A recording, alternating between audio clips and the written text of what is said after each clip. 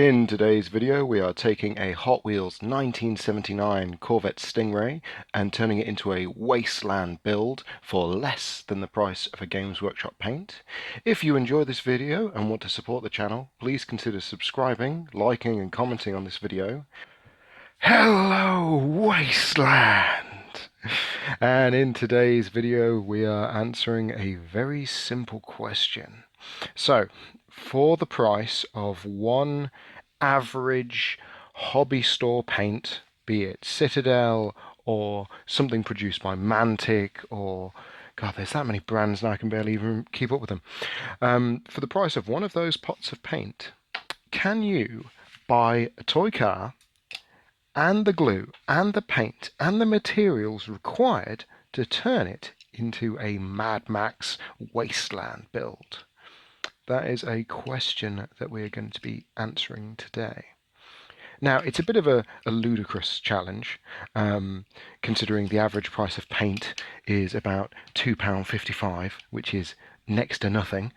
It doesn't really, or in American dollars, whatever it is, it doesn't really give you a lot of wiggle room in terms of what you can buy and what materials you can use. So I've decided, as part of this challenge, to set out some base rules that I'll be adhering to. So, the first rule is very simple. Any material that is used, be it paint or glue or plastic or cardboard or you name it, that has to be part of the £2.55 price. It has to fit into that. If it doesn't fit in, then it doesn't get used. So I can't use any of my own paint, my own glue, none of that. It all has to be purchased as part of the challenge. The second part is any material that isn't consumed when used, like the tools that I'll be using, my craft knife, file, pliers, scissors, any of that sort of stuff, my drill, as an example, if I need to drill holes, that's perfectly fine. You know, I'm not expecting anyone to ever be able to go out and buy a handheld electric drill for £2.55. It just isn't happening yet. Now, the third rule is that this must be the full build. This isn't going to be, okay, what paints can I get for £2.55? Let's paint up a car. No. If we're going to do any modifying, if we're going to be pulling it apart, if we're going to be adding weapons and bits to it, that all has to be part of the price. So when I say anything consumed, I mean cardboard that's being used for armor plating, plastic that's being used to make weapons, that kind of thing. This is a full build. Literally, you start with nothing at all, and then £2.55 later, you've got yourself your very own Mad Max Wasteland car. The fourth rule, then, is that household waste is allowed. Now, what the hell do I mean by household waste? Okay, so this is all the miscellaneous stuff that people tend to use in their very first builds. Now, I've got it planned that I'm going to do a video at some point about building things from trash bashing, as it's called, where you use all kinds of weird bits of plastic that you find around the house to make into interesting models and details. But in terms of household waste, I'm talking about materials and things that you tend to throw away more often than not. So it might be cardboard packaging or like cereal box card. And if you don't have cereal box card, it might be like toilet roll tubes, because everyone has toilet rolls, unless they're French. And it'll include things like paper clips and cocktail sticks and all that kind of stuff that if you're a complete beginner level entry into the world of Mad Max cars, you can be expected to find. So this video is a back to basics challenge. For the price of a Citadel paint pot, can you do it? Can you, for £2.55, go out and buy a car and all the tools and things you'll need to be able to do it? And that's what I'm hoping this video will show you today. So naturally my first port of call for this challenge was Poundland here in the UK. But what I was hoping to find would have been better than this. Let's just kick that under there quickly. I was hoping to find like actual acrylic pots, and as difficult a challenge as painting with literal powdered watercolors would be, I don't know if I'd be able to do it. I imagine you'd be able to like just dry brush it, and they do sell brushes, but I use the term brush very liberally here. Poundland, oh, what are you doing to me? So, my other alternative besides charity shops was to go into a second Poundland across town to see if they had anything better. And I managed to look out. I found these paint by numbers sets which looked like acrylic, and it lists it as acrylic paint. Ideally, I would have had a better selection of colours, but black, red, yellow, I can work with that. And I did check out the local charity shops as well, which is where I bought my Corvette for 55p. I couldn't show that, I wasn't able to record it, but I did find these, and as tempting as they were out of the price for this challenge. I wouldn't even had a car, and I don't know if I trust the paint and the glue to still be good in the pots. Okay, so here we are back at home, and let's see what we got with this paint by numbers set. So we've got the paints, as I've said. I think black, red and yellow, those are going to be the keys.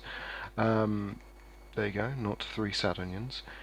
And what do you actually get included? Now you've got the 6 paints, there's even a brush, so that will be the brush I'll be using for this challenge regardless of quality. Let's just cut open this packaging and see what else is inside. I'm not really expecting much. There's a colouring sheet, I guess, if you're into that. Look, there's a lion with its creepy dead eyes. And we're just going to throw this away. Looking at the board here, I think this is actually meant to be the actual board that you would paint onto, with the piece of paper being a practice sheet. We could use this, we could cut this apart, but let's throw that away. And then here we have the paints, and this, I'm getting flashbacks to when I first got into the hobby, and little starter sets would come with like 3 to 4 paints. You could paint a Space Marine or whatever. So whether or not these are going to be any good, that's going to be the big question really. And you get a brush, and it's a standard cheap brush, there's no doubt about it. So we've got the paint set, and that's great. Let's throw that to one side. And I also picked up Loctite super glue from Poundland for the wonderful price of £1. So that's going to be very useful. Let's rip that out and have it go everywhere. So normally I don't use Poundland super glue anymore. As growing up in the hobby, I was incredibly fond of Poundland glue because it was affordable price. But as I've grown older, price isn't really everything, and you do get what you pay for, and cheapo glue doesn't really hold. But you don't care about that. Let's have a look at the Corvette. Yes, once it comes into focus. So this lovely little car is going to be what makes this challenge. So I had a look, and there were quite a few cars. There was like a dump truck, there was a fire engine, there was quite a lot. But this one stood out, and it stood out because of all the fine details, like that tyre behind the rear glass. As you can see, Hot Wheels Corvette Stingray, 1979, made in Malaysia. Fantastic. And the big challenge really is going to be finding a way to fill in the details. But hopefully this arsenal I have here that only costs £2.55 will be enough. Oh, I'm not in for a good time, am I? Alright, so let's get started. So the first step here is drilling open the toy car. This is so we can get access to that lovely spare tyre at the rear. And it allows me to see if there are any details I want to add on the inside, like armour plating, or if I want to remove any of the sections of plastic glass. Okay, and with the car drilled, the next step is going to be painting any interior details. Now, I've already made a decision not to bother painting like the driver's seat and the steering wheel and the dashboard and all that, because it's going to be obscured by the plastic glass effect. At the back, however, I've taken the time to remove the rear wheel from this car, so let's actually paint that. Now, straight away we're using these acrylic paints, and I can tell you these are not These are not good paints. I don't know what I expected for £1, but I think I expected something just a little better than this. They rub off on contact with anything, so you're constantly applying layer after layer after layer.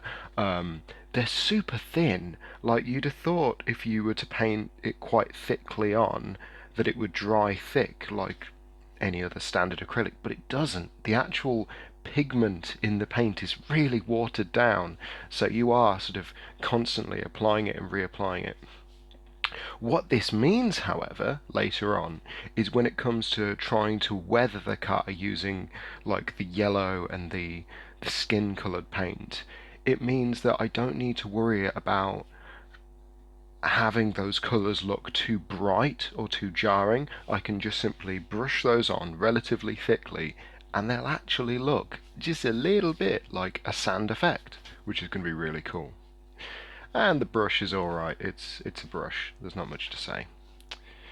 But yeah, my advice, if you're going to use these paints, start with a very light base colour, because trying to paint red onto black is just agony, and I wouldn't wish this on my worst enemies.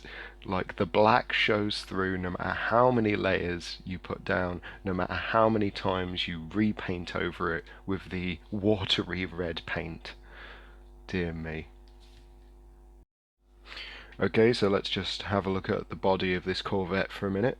We've got this lovely black stripe down the middle, which we are going to want to recover when we're painting it. The white areas that you can see around the body, I believe, would have been a third colour for the stripes, but we don't have a white paint, so we're not going to be able to recover those. And you might be asking yourself the question, if we don't have a white paint, then how are we going to paint silver on this car? Now, that's a little trick that I'll be showing you in a bit, but I think you're going to enjoy it. I think it's going to be a nice throwback for some of the older fans of Warhammer Fantasy gaming out there. Okay, so just having a look at the plastic glass of the car. This is really filthy. This car has seen a lot of play, but we're not going to worry too much about cleaning it. We're just going to focus on snipping off the rear of the build. If we can take off these two rear windows, then we're able to look straight through at the tyre, which I think would be really cool. Very Wasteland. Now, dry fitting the build together, this is something I talked about with the paint. It's so brittle and fragile when it dries, because it's designed for going on paper, I guess. Just dry fitting this part back into the body of the car caused it to make contact with the sides of the wheel or the insides of the body and just scrape the everlasting hell out of the paint. Now, I can go over that again with black and red paint and just keep painting, keep layering and driving myself insane. Or I can find an alternative.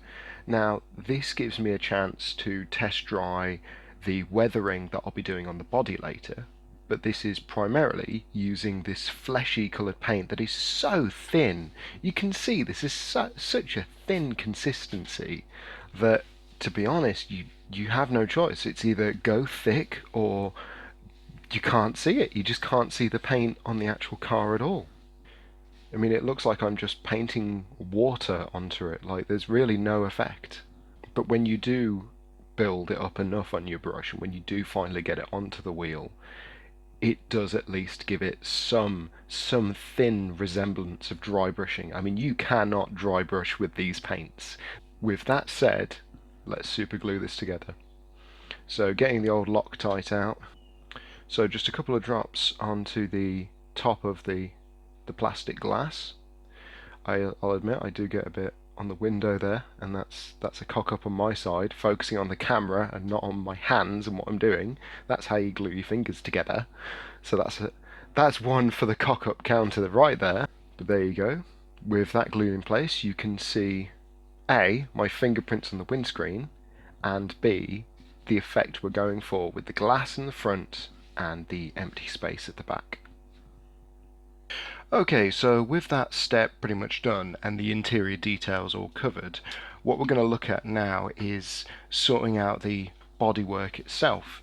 So we're doing this just before we attach any spikes or armor plates or anything like that, because we're going to file down the base red paint in order to get to the delicious silver bodywork underneath. Now, how can I paint silver if I don't have a silver paint? I can use the base colour of the metal that these cars are made out of instead. And that takes us right back to the Warhammer Fantasy days, where they used to, like Games Workshop would say to people, hey, if you're painting up your sword, all you need to do is just scrape off the top layer of paint, because all the models were metal back then, and there you go, you've got a metal sword. So it's very quick and it's very easy for me to put scratches and dents and combat damage into this build. Okay, so very quickly after we've scratched up the car, we're just going to paint in that black stripe along the front. And you might be wondering, why didn't I do this before I started scratching the car? Because that's what I normally do, right? In this situation, no, because the paint is so weak, if I scratch it, it's all just going to come flaking off. So I'm going to leave that until later and then be very careful and very selective with it. That's the key. It's the same as the Corvette name printed on either side of the car. I don't want to go overboard and ruin that, because that's such a cool part of the build. Okay, so the next step here was nice and easy. After scratching and painting a little bit of detail on the body, I wanted to find a way to pick out all of the details that are moulded into the body. So you've got the wonderful air intakes on the hood, you've got the areas around the doors and the headlights. There had to be a way I could highlight those using what I had around me. So I figured, well, if this paint is so watered down already, why don't I try and make some kind of wash out of it? So it sounds like a terrible idea, watering down a paint that is already incredibly watered, but surprisingly enough, it worked. It worked out pretty good. I'd say the black paint, out of all the paints in this kit, in this selection, is actually the best one there. It applies relatively thick, and you can actually make a wash that has got some body to it, as you can see. Okay, so I'm skipping ahead a little bit here. Off screen, I've painted the bumper and the side exhausts black, so that's taken care of. And as you can see, the wash has now dried, and that's looking pretty good on there. And I've even started to try and find a way of painting a rust effect on the hubcaps of the tyres, because at the end of the day, I don't just want this to be a red and black build and that's it. There's no extra effort. But before we get to that, let's just move on to something I think you might find a bit more interesting. I actually wanted to try and make some kind of blades or spikes or just anything to put on this, rather than just having it be a bit of a beat up looking Corvette. You know, it needed something that really jumped out and said, oh yeah, this is from the Wasteland. It may have cost £2.55, but this is definitely a Wasteland vehicle. So the technique is simple enough. Using the cardboard from the actual paint by numbers set itself, I just folded it over with some super glue in the middle, and then once it had dried, started cutting out these spike shapes, these ram shapes that I could then cut and fit into the car itself. Finally, I mixed up a sandy coloured paint out of the yellow and flesh coloured paint to try and create some nice gritty sort of weather overlay that I could put over the car. Again, this stuff does not want to go on thin. You have to put it on thick, but at least it dries thin. But I can't stress enough that when you're doing a challenge like this, you got to test it out first. You can't just risk ruining all the progress you've made so far, even though it's cost you so little. You've still got to try things out. After that, simply a case of painting the front spikes black. I wanted to keep it simple. I drilled a hole at the rear through one of the windscreens that I'd taken out and put a paper clip through that I could turn into a little flag. And there you go, Wasteland. That is the Corvette 255 build, because it cost £2.55, the price of a Games Workshop paint pot. If you liked today's video, please leave a comment in the box below. This video is a shout out to Bill Vestal and his question that sparked this entire video. So I do actually read the comments and I do make content based on what you guys want to see. And I want to give a special shout out to Lee over at Bleeped Up Productions. Our first collab video is up. It's an interview. It literally got uploaded like 2 hours ago. So go there, check it out. If you've ever wanted to see what our ugly faces are in real life, you can see them in that video, and it's great. We talk about Gaslands and the joys of playing with toy cars. So you take care, Wasteland, and I will see you all in the next video. Bye bye.